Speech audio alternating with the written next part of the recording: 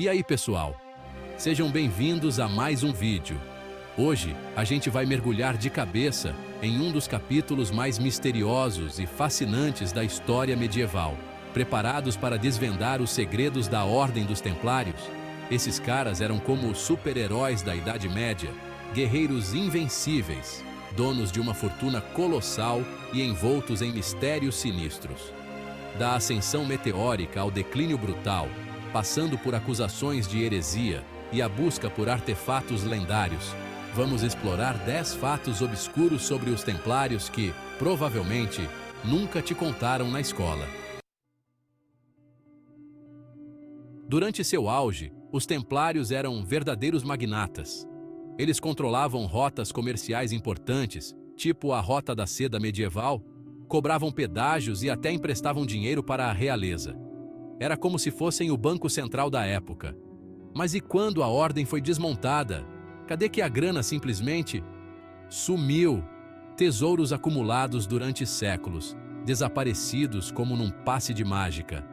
Alguns historiadores acreditam que os Templários, prevendo sua queda, teriam transferido secretamente sua fortuna para locais seguros, tipo uns piratas escondendo o tesouro em uma ilha deserta.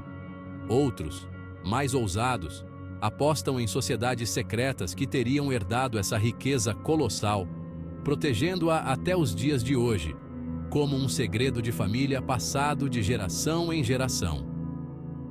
O desaparecimento da fortuna templária permanece um dos maiores enigmas da história, alimentando debates acalorados e teorias conspiratórias dignas de um filme do Indiana Jones. No século XIV, o rei Filipe IV da França viu nos Templários uma ameaça ao seu poder. Eles eram ricos, influentes e tinham um exército particular. A solução? Acusá-los de heresia, práticas obscuras, adoração ao demônio, rituais secretos, adoração a ídolos como Baphomet. A lista de acusações era extensa e criativa. Alguns estudiosos defendem que Filipe IV forjou provas para confiscar suas riquezas. Verdade ou invenção, as acusações mancharam a imagem dos Templários. Confissões? Com certeza o rei Filipe IV conseguiu algumas usando métodos nada ortodoxos. Naquela época, o Código Penal era meio diferente, viu? Para extrair confissões dos Templários, a tortura foi usada de maneira implacável. A criatividade para infligir dor parecia não ter limites. Era de arrepiar até o último fio de cabelo. Jacques de Molay, o último grão-mestre, queimado vivo em praça pública, transformando-o em mártir para alguns e reforçando a crença na maldição. Por trás do véu de mistério que envolvia a Ordem dos Templários, muito se especulava sobre os rituais praticados em seus encontros secretos. Era tudo muito discreto, tipo um churrasco de família, mas com menos linguiça e mais segredos ancestrais. Cerimônias de iniciação, juramentos de sigilo absoluto e práticas que apenas os membros da Ordem conheciam. O segredo sempre foi uma arma poderosa. Verdade ou não, os rituais secretos dos Templários permanecem um enigma até hoje, alimentando teorias conspiratórias e inspirando obras de ficção. Quem nunca ficou imaginando o que acontecia nesses encontros, hein? No início, a relação dos Templários com a Igreja era um verdadeiro caso de amor. Criados com a bênção papal, os cavaleiros gozavam de privilégios invejáveis, como isenção de impostos. Era como ter um passe livre para o paraíso. Mas, como todo bom drama histórico nos ensina, o poder muda tudo. Com o tempo, os Templários acumularam poder político e econômico, tornando-se uma força independente. O Papa Clemente V, pressionado pelo rei Filipe IV, viu a hora da vingança. Acusações de heresia? Opa, hora de colocar lenha na fogueira. O conflito entre os Templários e a Igreja, antes aliados inseparáveis, culminou na perseguição e fim trágico da Ordem. Moral da história: nunca deixe seu aliado se tornar mais poderoso do que você, principalmente se ele tiver um exército particular e um tesouro invejável. É como diz o ditado: amigo próximo, tesouro à distância.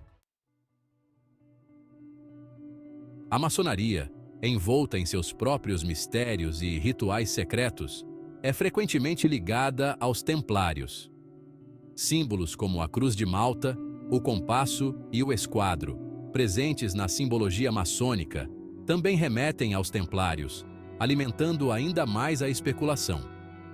Seria a maçonaria uma herdeira dos templários? Enquanto historiadores debatem a veracidade dessa conexão, uma coisa é certa: a associação entre templários e maçonaria permanece viva na cultura popular, inspirando livros, filmes e, claro, muita teoria da conspiração. É como um prato cheio para quem gosta de um bom mistério.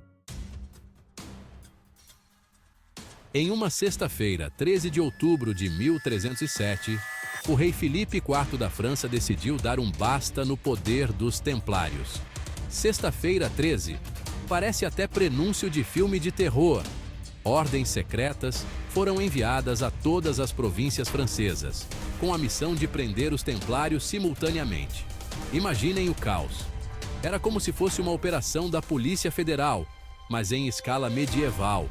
Acusados de heresia, blasfêmia e outros crimes, os cavaleiros foram presos em massa, sem direito à defesa ou julgamento justo.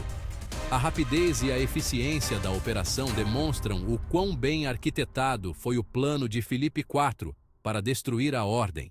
Os templários não tiveram tempo nem de preparar os cavalos. O súbito desmantelamento da ordem, em um único dia, marcou o fim de uma era. A sexta-feira 13 nunca mais seria a mesma, tornando-se sinônimo de azar e mau agouro. Os templários não eram apenas monges guerreiros com talento para o combate. Eles eram estrategistas brilhantes, controlando rotas comerciais importantes, cobrando impostos e expandindo sua influência por toda a Europa e Oriente Médio. Eram como os donos do pedaço.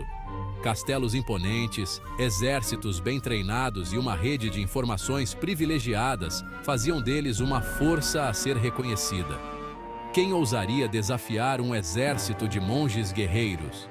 Esse poderio militar e político, antes visto com bons olhos pela Igreja, acabou se tornando um problema. Afinal, quem precisa de um Estado quando se tem os templários, certo?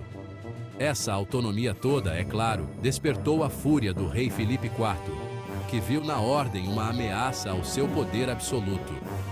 No jogo de poder, quem se destaca demais acaba virando alvo fácil. É como diz o ditado: prego que se destaca, leva martelada. Ah, o Santo Graal, o cálice usado por Jesus na última ceia, objeto de desejo de reis e exploradores, símbolo máximo da fé cristã. E segundo algumas lendas, posse dos templários. Teriam os templários, em suas cruzadas pela Terra Santa, encontrado o Santo Graal, protegendo-o por séculos? A ideia de que os templários guardavam relíquias sagradas, incluindo o Santo Graal, é um prato cheio para teorias conspiratórias.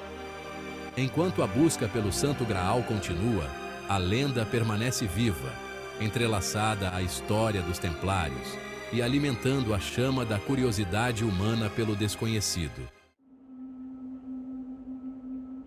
Queimado vivo em 18 de março de 1314, Jacques de Molay, o último grão-mestre dos templários, proferiu palavras que ecoariam pela história. Amaldiçoando seus algozes, o rei Filipe IV e o Papa Clemente V, de Molay profetizou suas mortes, ainda naquele ano. Coincidência ou vingança sobrenatural? Em menos de um ano, tanto o rei quanto o Papa morreram de forma misteriosa. Verdade ou lenda, a maldição de de Molay serve como um lembrete do poder da crença e da força que um símbolo pode ter, mesmo após séculos de sua morte. E aí, gostaram de desvendar os mistérios e as polêmicas que cercam a Ordem dos Templários? Das riquezas perdidas aos rituais secretos, passando pelas torturas e a busca pelo Santo Graal, a história dessa ordem lendária é repleta de nuances e controvérsias. Compartilhe suas ideias nos comentários. E não se esqueçam de deixar o like, se inscrever no canal e ativar o sininho para não perder nenhum dos nossos próximos vídeos. Até a próxima, aventureiros da história!